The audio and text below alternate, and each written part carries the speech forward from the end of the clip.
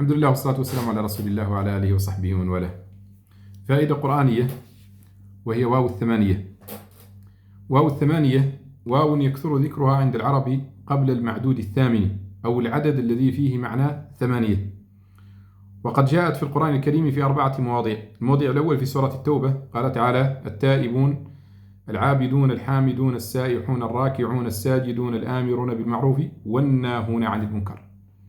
والموضع الثاني في سورة الكهف: سيقولون 3 رابعهم كلبهم ويقولون 5 سادسهم كلبهم رجما بالغيب ويقولون 7 وثامنهم كلبهم. والموضع الثالث في سورة الزمر، قال تعالى في صفة الجنة: حتى إذا جاءوها وسيق الذين اتقوا ربهم إلى الجنة زمرا حتى إذا جاءوها وفتحت أبوابها. أما في النار فقال: وسيق الذين كفروا إلى جهنم زمرا حتى إذا جاءوها فتحت أبوابها.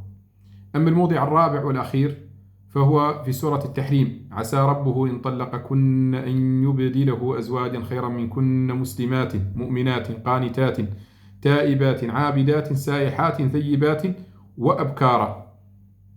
وليس من واو الثمانية قول الله تعالى في سورة الحاقة: سخرها عليهم 7 ليال و8 أيام. فهذه الواو هنا واو عطف محضة.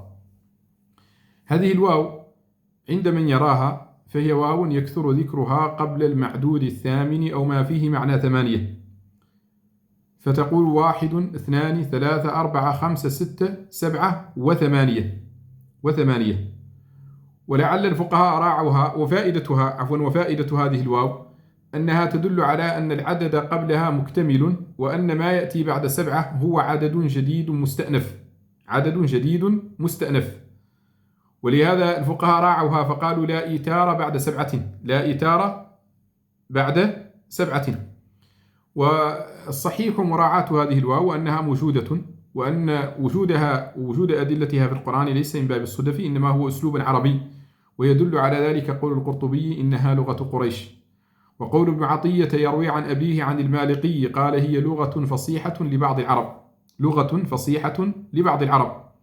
ومن الناس من أنكرها وقال بأن أول من قالها هو ابن خالويه، وأنه ضعيف، وأنكرها الثعالبي وضعف من قال بها، وقال بأن وجد وجها للآيات التي ذكرت فيها الواو. فقال مثلا في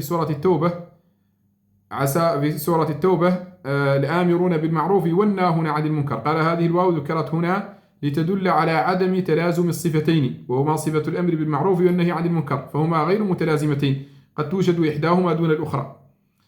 وأن النكتة في ذكرها في سورة التحريم ثيبات وأبكارا لعدم صحة اجتماع الصفتين، فالمرأة إما ثيب وإما بكر، مسلمات مؤمنات قانتات تائبات عابدات سائحات ثيبات وأبكارا. فلو قال ثيبات أبكارا لكان الأمر مستحيل، ولكنه كما يقول ابن عاشور: هذا لا يدل على عدم أن هذه واو الثمانية، بل هي واو الثمانية. والوجه أنها استعمال ثابت عربي فصيح، وهو من باب النكات وليس من باب المعارف، وحاله حال الوردة تشم ولا تفرك، فهو كما يقولون من باب النكات وليس من باب المعارف. وهذا جل ما حصله العالم الكبير والجهبذ النحرير والمفسر الشهير ابن الأرض الطيبة وابن الأرض الحبيبة أرض تونس، وهو الطاهر بن عاشور. السلام عليكم ورحمة الله وبركاته.